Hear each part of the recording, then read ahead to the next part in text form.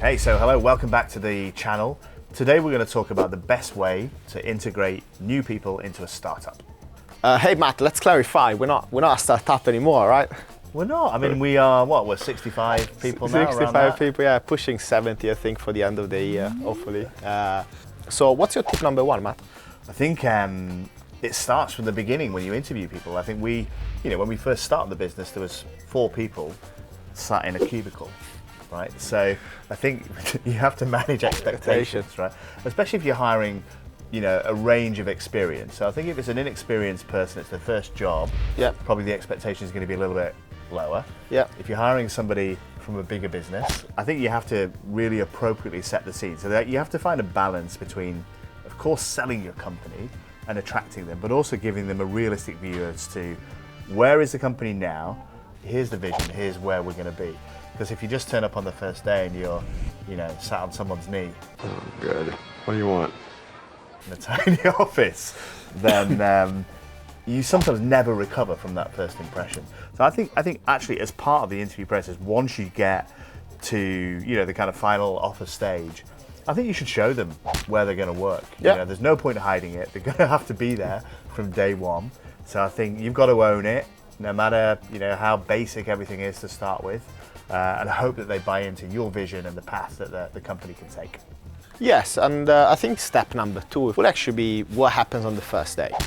So for us, we are, I think, very focused on all the little details actually that make a first day impression. We believe that the first day impression should be outstanding. And I think little things like, the desk setup, a laptop ready, email being prepared. Can you print? Can you print, all right?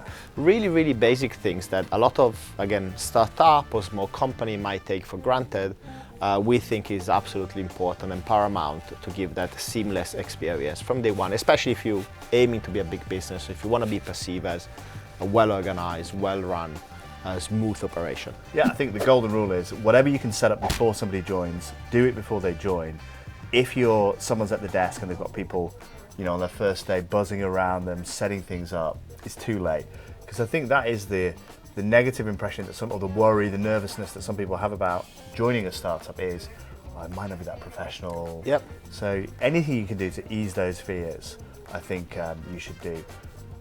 What about swag, Alex? How much swag should you give new starters?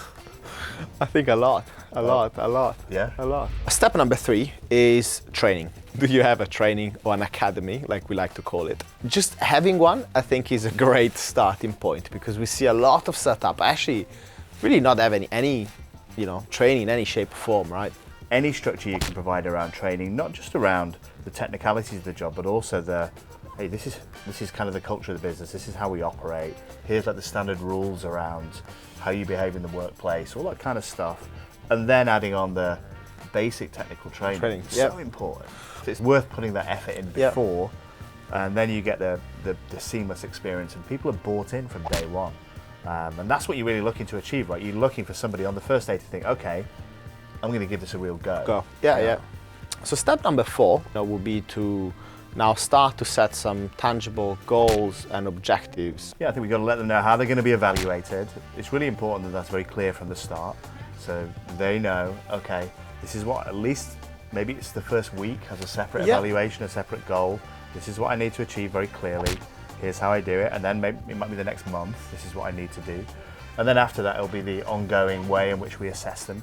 And I think if you make that clear and people know, they feel much more comfortable. Exactly, and they have something to aim for, especially I think if you work in a sales environment, So I think point number 5, and it's a point which a lot of companies miss when they're focusing on those new starters, is you got to have fun as well. Right? Which I think is our forte, I would like to think. Right? It's one of our values. It's one of our values. So I think it's got to be an enjoyable place to work, right? Especially if you're going to have people in the office like we do. You can't force people to come to the office if it's not an enjoyable, fun environment. So I think, even we had 8 new starters yesterday, right? Yeah. Right. We have a big kickoff on Friday, so that's the end of their first week. We have our own culture and events committee, which is made up of people in the business who've planned like a fantastic kind of welcome party for the new starters. Yeah. There's going to be a fancy dress theme. Can't say more than that, mate. People are already excited about it. You can't, I know what it is, you know what it is, but we can't share it with you guys today. Okay, so that's it for today. I think, hopefully you enjoyed the previous video, which was our first ever masterclass. Hopefully that gave a lot of good technical advice to people in the market. We have another masterclass coming up next week where we're going to teach you how to do warm business development calls with clients. I think that's going to be really useful for anybody in recruitment, anyone in the world this will apply to. So stay tuned for that one. And in order not to miss that, make sure you like, subscribe to this video, and please feel free to drop a comment.